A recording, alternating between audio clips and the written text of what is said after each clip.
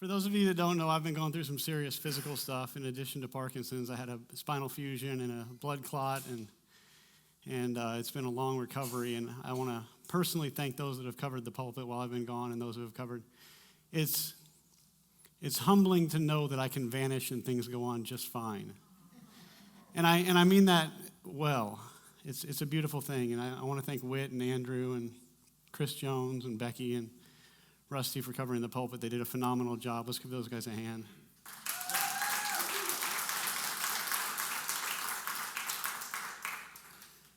3 weeks ago, we celebrated our 10-year anniversary as a church, which is pretty cool. And I really wanted to share kind of the history of Daylight Church and how things have gone from my perspective and kind of a vision for the future and that sort of thing. And there just wasn't time because we wanted to hear from you guys. And so this sermon today is 10 years plus 3 weeks. And we're going to talk about where we've come from and briefly hint at where we're going. But 15 years ago, I was a traveling apologist. I'd written a couple of books. This is one of them, God's Greatest Passion, Every Christian Everywhere. Sharing Jesus, which looking back basically meant there's a whole lot of people on the outside of God's kingdom, and we've got to work really hard to get them on the inside. And I disagree with that theology completely now, and I kind of consider the book to be rubbish at this point. I've thrown away a lot of them. But I was the guy with all the answers. Like literally that was my job, was to do Q&As and for people to present in large crowds, people to present their questions and for me to tell them the answers to their questions. And that's what I was doing. And people seemed to like it quite a bit. And people were forever asking me, when are you going to start a church? And I was forever telling them, never. I had known too many pastors, and it was just not a job. Being a pastor would be great if it weren't for all the people, is what I'd heard from a lot of pastors at that point in life. And I've since discovered that it's a beautiful job. It's the best job in the world, and I absolutely love it, and I adore the people. But that was my perspective back then. And I was experiencing some pretty important theological shifts in my theological worldview back then, calling into question a lot of the answers that I had regurgitated so many times and viewing the scriptures a little bit differently and viewing inclusion and exclusion. I was a very exclusivist guy. I thought people were on the outside and they'll remain on the outside until we can get them on the inside. And until they get to the inside, there was almost this subtle shunning that went on. And that was shifting. And I was at this place, Concord Assembly of God, at a meeting of ministers. And some of these stories you guys have heard, but it's good to refresh them. And for those of you that are new around here, you've never heard these stories before. But I was at a meeting of ministers, and most of them were in suits and ties, pretty conservative, quasi-fundamentalist group of preachers. And I was a campus pastor and traveling apologist at that time. And so I was wearing a nice button-up shirt. I've got the collared shirt on under my jacket today, just so you know I'm ready for the pulpit. But I had holes in my jeans and was a campus pastor among church pastors. And the speaker was talking about church planting and the need for starting new churches in Kentucky. And he told the story of a church that he went to, and he was wearing a suit at the time when he was preaching. And he talked about going into this service and meeting a guy in the foyer that was wearing jeans with holes in the knees and a white T-shirt. And he said it wasn't even a nice white T-shirt. It was a Hanes Pack white T-shirt. And he went into the service, and it turns out the guy in the Hanes Pack white T-shirt was the pastor preaching from the pulpit. And the guy speaking at this meeting pounded the pulpit, and he said, guys, he said, it was the most powerful service I've been in years. He said, we need churches like that in Kentucky. And I have this running dialogue with Jesus going on in my head all the time, and I told Jesus at that point, I said, I could do that. And what I meant was, if I ever did start a church, that's the kind of church I would want to start. One where the pastor could get up in a Hanes Pack white T-shirt and preach, and nobody would bat an eye. And so I told Jesus during that moment, during that meeting, I said, if I ever started a church, and I don't know why at this moment I was even open to the idea. I had never been even remotely open to the idea before. I said, if I ever start a church, I want it to have a really cool name that nobody else has, because I was this hipster. said, I want a really cool name that nobody else has. And Daylight Church instantly popped in my head. And I thought, well, there's got to be 100 Daylight churches out there. So I got on my phone while the guy was preaching, and I looked. And there's one Daylight Christian Community Center in Detroit, Michigan. And daylightchurch.com was available to purchase. And I bought it while he was preaching. While he was preaching, I'm on my phone. You can always tell the one on the phone because they're looking at their crotch and smiling.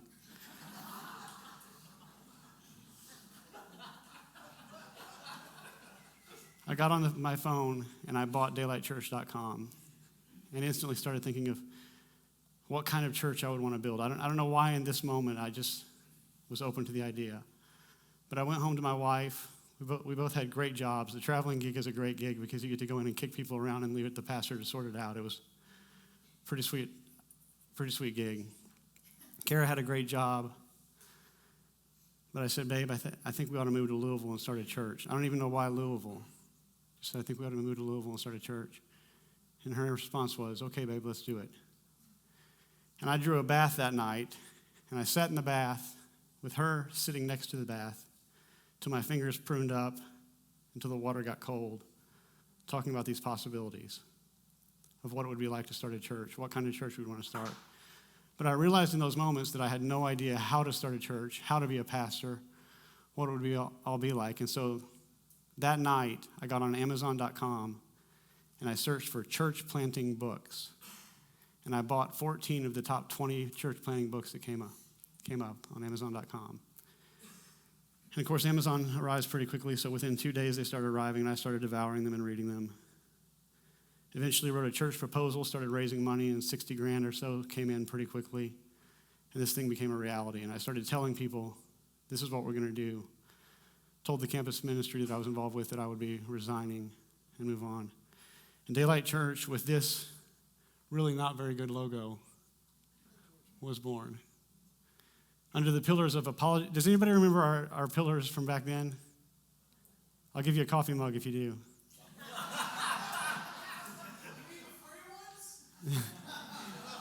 I'll give you a dozen coffee mugs if you do. Apologetics and study, worship and devotion, missions and outreach, and something else. Cookies and cream. But they were very wordy and still represented where I had come from theologically, and eventually became service, study, worship, and rest.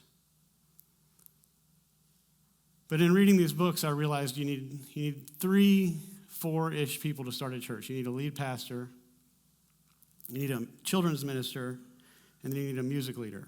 Those are the key components. And then they all suggest that you have a 4th person that's kind of a gopher. They go for anything. They do whatever needs to be done. And so I called up my friend Liz Woods, who I'd always told if I ever started a church that she would be my first hire, and I would hire her as my minister of awesomeness because she was just an awesome human being. And I called her. This was the day after the bath. I said, Liz, have you ever thought about leading a children's ministry? She said, all the time. I said, you want to move to Louisville and start a church? She said, yes, I do. So she moved over here with us. And then Kaylee and Carl Benson. Kaylee is a lovely musician, and they jumped on board. They lived here in the Louisville area and joined the church as our music leader at that time. And I'm just forever grateful to these people that signed up at the very beginning to make this thing happen. And we started having what we called interest meetings, where we invited our friends and family, anybody that we thought might be interested in the church. We had 8 people at that first interest meeting in January of that year. And then we started buying gear. This is a picture of the DJ that I bought all of our sound gear from. Drove to Cincinnati and met him. He sold us about $6,000 worth of gear, which a bunch of even some of the cables that we still use today were bought on that day. For about $2,800, he sold us about $6,000 worth of gear. He had been doing a wedding DJ business and was getting out of business. Cut us a good deal. Then we started meeting in the theater at Stony Brook. Chris Booker came on board. That was a huge moment. I'll brag on Booker a little bit more later. But we started having what we called practice services. This is where we wanted to see if we knew how to take up an offering. Obviously, this is a big deal. We wanted to see if we could run the sound, the music, if we could get people in and out, if we could make announcements, we could put the projection screens on the board, if we could get the mics to work and so forth. We called them practice services, and we did them monthly for about 5 months before our big launch. And during those practice services, Karen Canary showed up. And Karen Canary invited her knitting group to join us. To this day, Karen Canary is my favorite daylighter. I'm sorry to do that to y'all, but you'll always be second. Karen has my heart. I love you, Karen Canary. And from that small group, other people started coming, and we eventually grew to about 50 people at our practice services. The day of the big launch came, and I had gone door to door to hundreds of doors, handing out packages about the church, and we had done, I think, radio ads and sent out 50,000 flyers to local addresses. And I walked around this pond at 4:30 in the morning. I've shared this with you guys multiple times, having no idea who would show up, having no idea if this thing would be worth doing. About 90% of church plants fail within the first year. And so that's the statistic we were facing off with. Wasn't sure if it was going to happen, but 154 people showed up that Sunday morning. 152 people showed up that Sunday morning. And I knew it was going to happen. And we had prayed. I continue to pray this prayer pretty often. God, we'll do what we can do, but you do what we can't. And that was our prayer. And that morning, Bridget Cleary showed up. And Bridget shared her story 3 weeks ago about how she had lost her son and her son's fiance, Chris and Kendra. Remember those names, because those names will be important as we continue the story. But Chris and Kendra had died in a motorcycle accident, and Bridget described herself as a grieving mama. And she had emailed me the week before the service, and we'd had a back and forth dialogue for a little bit. And on that launch day, I started off the service saying, we have a grieving mama with us. That's how we started the service. And I told Chris and Kendra's story and said, we want to be a church that primarily, from the get-go, these were the first words of the first service, primarily is a help for people who are hurting. That's what we want to be. And the story gets even more fascinating after that. As we were leaving the service, this family of about 6 people came by and introduced themselves. And they had obviously been crying, red-eyed, still tears streaking their face, because they were Kendra's family that just happened to be there that day. They sat in the back row and wept when the pastor said, I'm so sorry for your loss. Came independent of Bridget, not knowing Bridget would be there, but God showed up. About a month later, I was at, well, it would have been 9 months later, or 8 months later, I guess. It was at Thunder over Louisville. And I took a stack of church invitations about this big, and I stood on a street corner and I passed them out. 800,000 people come to Thunder over Louisville, so it was literally bumping shoulders with people as I'm trying to pass these things out. And after the crowd parted, I saw that 60% of them ended up on the ground, so I went to collect them. People weren't very excited about being invited to church, but this one guy came up, and he had ear gauges and tattoos and big, thick beard, and he said, what do you got here? And I said, it's an invitation to church. He said, what's your take on gay people? And so I briefly shared some of my thoughts on the theology of LGBT plus community and so forth. And he said, now that's what I think. He said, but this street preacher down the road was saying all fags go to hell. And I just made me mad, and I yelled at him. I said, well, I wouldn't agree with that guy, and it kind of makes me mad too. And so we had this beautiful conversation about how he had not had much to do with God for some time, but God had been showing himself in certain ways in this guy's life. And he and his girlfriend were expecting a child, and he'd been thinking about God a whole lot more. And I said, I'd love for you to come, but we're a church for not so churchy people, and you're perfect. Love it.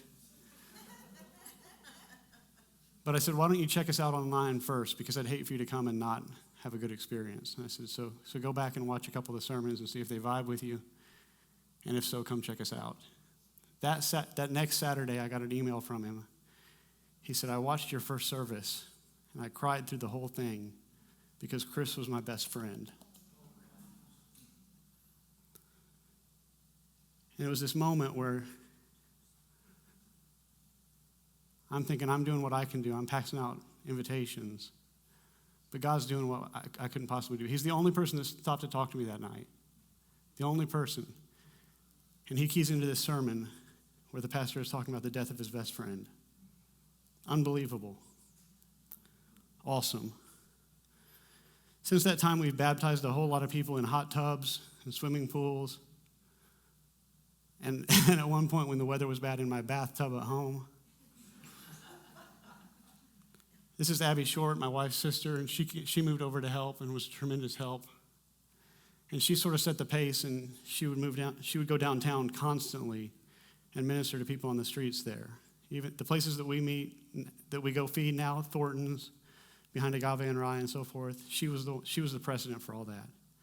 And I'm forever grateful for that. And then Lacey Latimer joined us, and she was, I don't even know what her job title was. She was just another minister of awesomeness.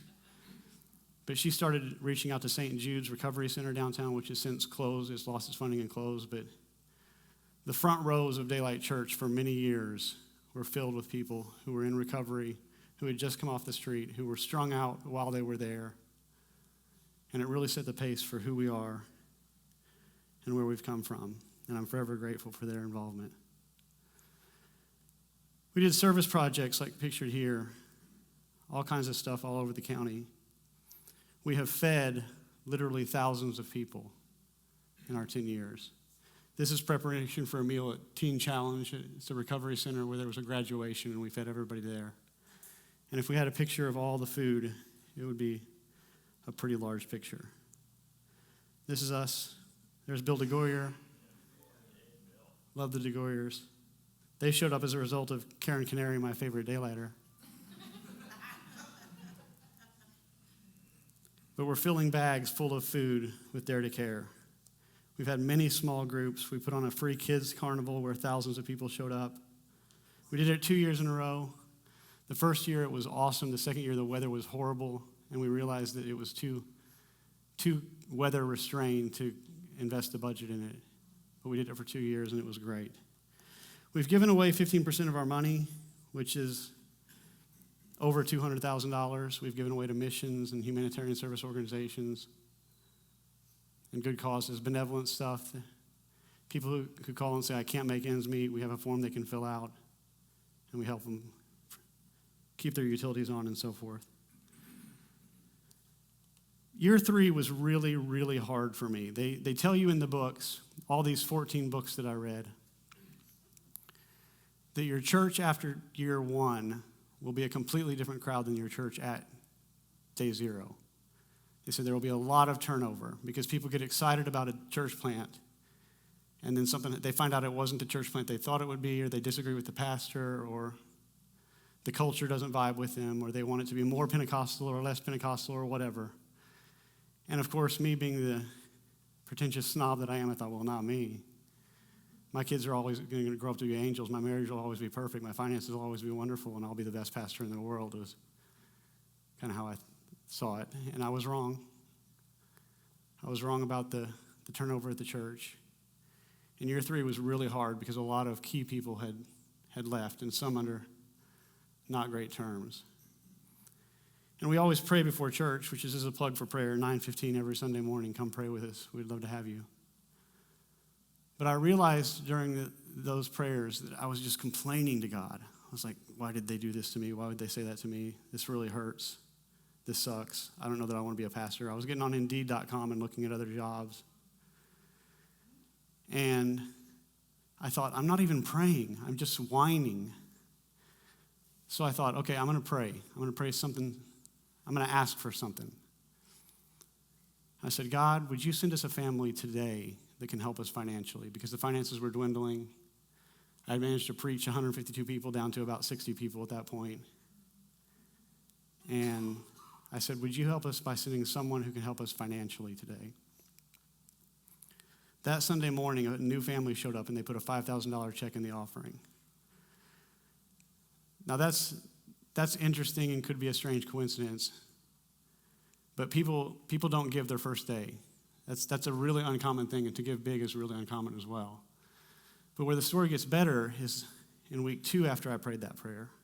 I'm sitting at daylight, and that family came back for a little while. But I'm sitting there, and an old friend of mine walks into the theater. And I'm surprised to see this friend because as far as I know, this person is not, he and his wife are coming in. And as far as I know, they're not believers, and they've been fairly vocal in their not believer-ishness. But they're longtime friends of mine. And so we sit down, and they said, we just wanted to surprise you. We were in Louisville. We wanted to say hi. And he says, I want to let you know that you're one of my top 2 favorite pastors. And there's alarm bells going on. I'm like, this does not compute. I don't understand where this is coming from because I'm surprised that he looks to a pastor at all. And he says, how are things going? And I say, it's been hard, but I said, I had something happen last week that was really encouraging. And I tell him the story of the $5,000 check. And he pulls out a check from his pocket and he hands it to me. He says, don't look at this until after the service. It was another check for $5,000. Now, this particular family has invested heavily in our church. The first family was like a stopgap in God's answer to prayer. It was like, wow, that was really nice. The second family bought us this building. So our finances at the church, we don't, you guys and us, we don't actually fund the budget of the church entirely every year. It always trickles down a little bit, about $30,000. Our income, our outflow exceeds our income by about $30,000 every year. But this family gives us about $30,000 every year. And the funny thing is, they give it in gold coins. I remember the first time I was at their house in a big city, and he comes out and gives me this stack of gold coins and tells me where I can sell them online. He went to his safe and brought them out. And then I went to Goodwill with $32,000 worth of gold coins in my pocket in a big city. And it was the most nervous I've ever been in my life. But it's so funny because they'll fly into Louisville temporarily, and I'll meet them in a dark alley, and they'll come to my car door, and the window will roll down, and they'll hand me $30,000 worth of gold coins. Say, see you next year, and fly away. It's like this clandestine mafia thing that I can't quite describe, but think about it. I prayed, God, send us a family. And God already knew. So I don't know if God was doing that, like I don't know the mechanics of God and how he micromanages, but somehow that was an answered prayer. To this day, our church exists because that family showed up. And then we got the building, and people helped. This is Cindy Whitaker. She's one of many people who painted walls and built platforms and ran cables. And you guys probably haven't noticed the black soundproofers up in the ceiling here, but those were a lot of work to cut out and to paste all the soundproofing on and hanging the lights, and people just really, really got on board. And a very encouraging time to be a pastor, and a very encouraging time for a church. And now we have our place. It's beautiful, and it's paid off, and it's a miracle. It's wonderful. We've done a lot of controversial stuff. Like we sent out 20,000 postcards that look like this. It says, happy is the one who takes your babies and smashes them against the rocks, and other objections to Christianity, because this is what the Bible says. We did the I Object series, where I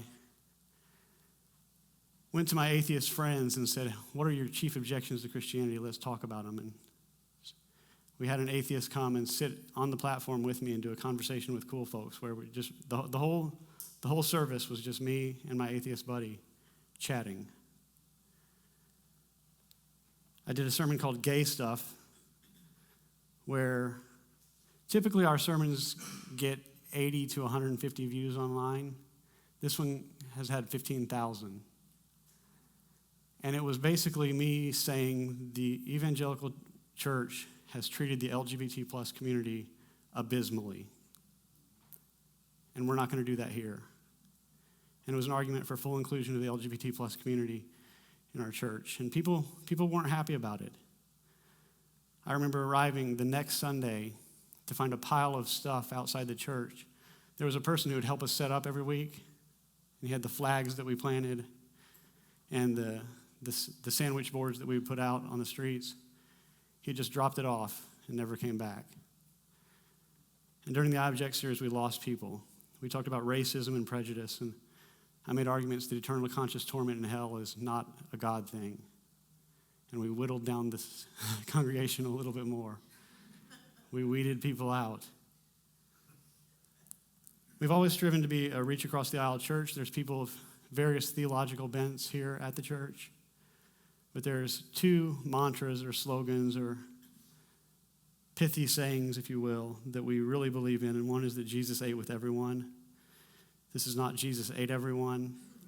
That's the slogan of Day Bright Church, which is Andrew Lutz's love child. And mercy triumphs over judgment, which happens to be straight from Scripture. But not everybody was happy with an inclusive church. Not everybody was happy with not being a circle the wagons exclusive church. Not everybody was happy with a mercy-centered approach. So then, especially during the COVID years, I remember there was one service in here. We were supposed to launch Easter of COVID, which was just fantastic. This was a wonderful moment in the life of our church. The NBA shut down the week before we were supposed to launch, and I thought, that if they're shutting down and losing billions, that doesn't bode well for Daylight Church. A lot of churches did not survive COVID.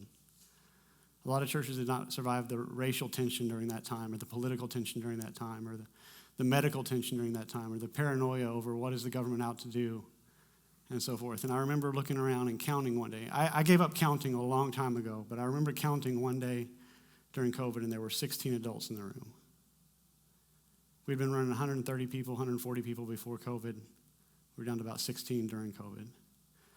So just to survive COVID was a big win. A lot of churches closed their doors. But that time period was really, really challenging for me because I had shifted so much theologically, and I wasn't positive that I was right. There's a lot of old voices. The neurological pathways in my brain have been burned for a long time, and I wasn't sure inclusion is the right path. What if the guy who dropped off his stuff and said, "I'm done with Daylight Church," what if he's right? And so I hashed it out with Jesus in the shower, which is where I normally hash stuff out with Jesus. And I remember I have a little bench in my shower, and I remember being on my knees with my head on that bench crying, saying, "God, I need to know. I need to know if you're behind this thing. I need to know if this is right and good." And I remember saying to Jesus, "All I want to know is that I'm pleasing to you." And this was like a Friday or a Saturday. And I said, "I'm asking you to send someone to me to tell me that I'm pleasing to you, because that's all I care about in this entire world, is that I'm pleasing to you." I said, "Please send somebody to me." And I remember having the thought, that wouldn't be a ridiculous thing for somebody to say to another Christian, but in the entirety of my life, in my entire history, no one has ever said that to me. And I've never heard it said to someone else. So it was quite an ask. And like I said, this was a Friday or Saturday. That Sunday, Michael Hawk comes up to me immediately after the service. He says, "Now, H," he says, "I'm not very charismatic, but I feel like I have a word from God for you." He said, "God wants you to know that you are pleasing to him." 1 or 2 days later, when I'm battling all these theological demons and the voices of these people that don't want anything to do with inclusion or a mercy-based church. But that wasn't enough for me, so I said, "Jesus, that was nice, that was good. But I need to hear it again." About a month later, I'm at a conference. And it's during this beautiful moment in the service when people are down on their knees and I've got my head buried in a chair. When I feel someone standing behind me, you can feel someone's presence and they're shifting their feet like this. This guy named Brad Sumner puts his hand on my shoulder. He says, "H," he says, he may have even said, "I'm sorry to interrupt." He said, "I feel like I have a word from God for you." He says, "The church that you're running is pleasing to God." That's all he said, and he walked away. these two men of God that heard the voice of God. Didn't have to elaborate. They could have dismissed it as trivial or trite, but they didn't. And I've clung to that. When I've looked at the kind of church that Daylight has become, and the love that we have for one another, and the open door policies that we have, I fall back on those moments. We invited an exorcist to come. He technically wasn't an exorcist. He's the guy that trains exorcists. He's Adam Bly. He sat in on hundreds of, what's the word I'm looking for? Exorcisms, thank you. Possessions and exorcisms. And he's the guy there saying to the priest, okay, now recite this prayer, now do this. He works for the Catholic Church. The first time I met him, he was at a conference full of Protestants. And somebody said, well, can't Protestants cast out demons? And his answer was, yes, but when it's a serious case, they call us.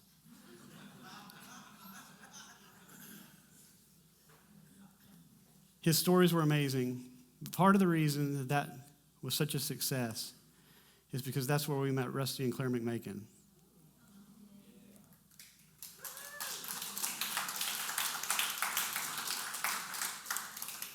We used to do No Shave November. I still do it, obviously. But then we would do daylight shavings time afterwards. And we would meet at a restaurant that had unlimited chicken wings and fill our guts with chicken wings to celebrate. It was the dumbest thing ever. But we advertised it and people showed up. Well, one year, people had signed up to go, and I got cancellation after cancellation. And the only people who were going were me and one of my roommates. And so I was going to cancel it, but then I got a Facebook message, and nobody communicates by Facebook, and I rarely check Facebook, but I got a last-minute Facebook message from Claire and Rusty that said, hey, we're going to be there what time, or it was some question about it. And so I thought, oh, man, now I got to go. Showed up, sat with Rusty, and Claire has said since then, and I think even said during that meeting, that we had to meet each other, that she knew Rusty and I had to meet each other. Rusty has shaped the culture of Daylight Church potentially more than anybody else. He very much embraces the mercy triumphs over judgment, but he also embraces the roundtable discussion stuff that we do, the food culture that we have. He and Claire have been an unbelievable, tremendous blessing to me and to the church. And so it's a good thing we brought an exorcist in.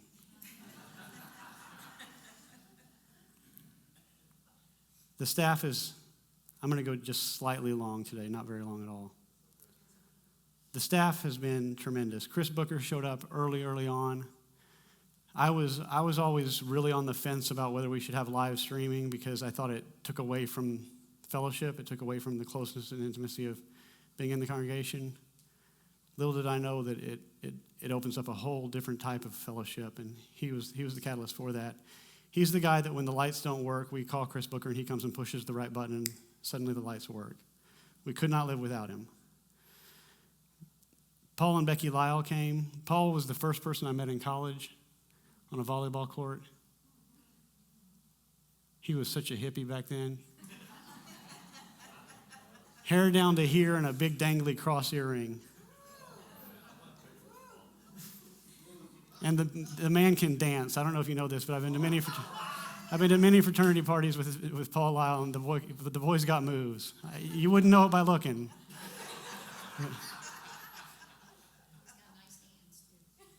Yeah, he's a hand model. Did you know this? He's a hand model, a professional hand model. He's been paid for his hands, just like George Costanza.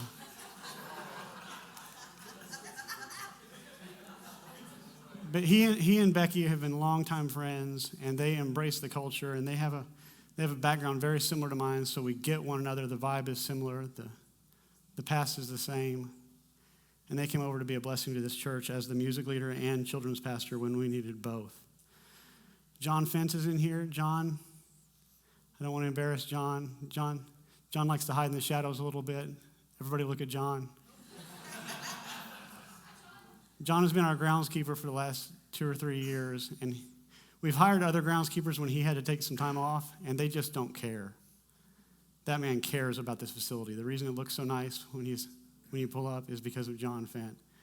When something breaks down, when a toilet needs a flapper, there's Bob and Ryan, and they help But John is the guy on the grounds getting stuff done that works behind the scenes. Speaking of the Englers took over as our facilities managers for our community center. So we rent this place out for weddings and anniversaries and birthday parties and so forth. And I don't touch that. They totally manage all of it, in addition to feeding us amazing food and running our ministry downtown. Love you guys. Cheryl Ruckreigel is our nursery worker, and she's just as faithful as they come, and she brings me a pack of gum every Sunday. I told her mom, as long as the gum keeps coming, I'll keep being a pastor. And when her mom moved away, she pawned that off on Cheryl, and Cheryl comes in and sneaks me a pack of gum. It's like a drug deal that goes on in the back of the room. Nobody ever sees it, but it happens, I promise. And then Vicki Baumgarten. Vicki is the internal facilities coordinator here. She's the reason the place smells good. She's the reason there's not dust everywhere, and there's cleanup after long parties and big events. And I'm just forever thankful for these people, not only because of what they do, but because they get it. They get our culture, that mercy triumphs over judgment, that Jesus ate with everyone. They live it day to day. So I'm over time now, so I'm going to fly through this. But where are we going from here? And I've got 3 questions that kind of I mull over at night and I lose sleep over a little bit. And one is that what is evangelism in the context of inclusion and church growth without empire? So I recognize that if the entire Christian world lived like I live as a pastor, odds are we would not be in these seats today because there would be no momentum. We are somewhat insular. We're family-centered and we love one another. We formed a beautiful community that's a refuge here. But what are we doing to bring the great light of Jesus into the world? These are the thoughts that I have and thoughts that I'm going to address in the coming weeks and months, which ties into how do we better fulfill the Great Commission. Jesus said, go into all the world and make disciples, baptizing them in the name of the Father and the Son and the Holy Spirit. So it's one thing to have a community filled with people who love one another. And if love is the mark of a disciple, then we've got that in spades. And so this may be a moot point. It may be something that I don't even really need to think about. But what does it mean to have a community full of disciples, people who look to Jesus for the answers to their questions, who look to Jesus for their comfort and peace, who look to Jesus when it comes to their relationships with one another? What does it mean to encourage a church to become disciples of the Messiah, Jesus Christ? And then finally, and I wrote this slide was created before our service meeting this Friday, and this happened to come up, is how do we better serve our community and our region and the world in light of the 80-20 rule? And the 80-20 rule says that 20% of the people will do 80% of the work. And with a pillar of rest, that gets pretty dicey pretty fast. If we wanted to feed downtown moving from once a month to twice a month, where will the people come from? And it's somehow directly related to this church growth question. Church growth, those words kind of raise my hackles at this point. And I won't get into that right now. But for longevity's sake, for Daylight Church to exist 20 years from now, what is it going to take to bring people in? What is it going to take to grow so that we can serve better? And a lot of that just comes down to trust. Proverbs 4, we've mentioned many times, the path of the righteous is like the morning sun, shining ever brighter till the full light of day, till daylight, ever brighter. And I just have to trust that from day one where a family showed up and the preacher was talking about their deceased daughter, of all the places they could have been in Louisville that day, of all the people who could have stopped and talked to me at Thunder over Louisville that day, the God who says this church is pleasing to him, the God who sends help when help is needed in the form of a family that can really help the church, I have to just trust that God is still involved and is going to take us forward. So in these questions of evangelism and discipleship and greater service, I have to trust that not only is God working in us as a church and me as a pastor, but in you, and that he will get us there. And I do know this, and I'll close with this thought, that this verse represents the kind of church I want to be. He has shown you, O mortal, what is good. And what does the Lord require of you? To act justly and to love mercy and to walk humbly with your God.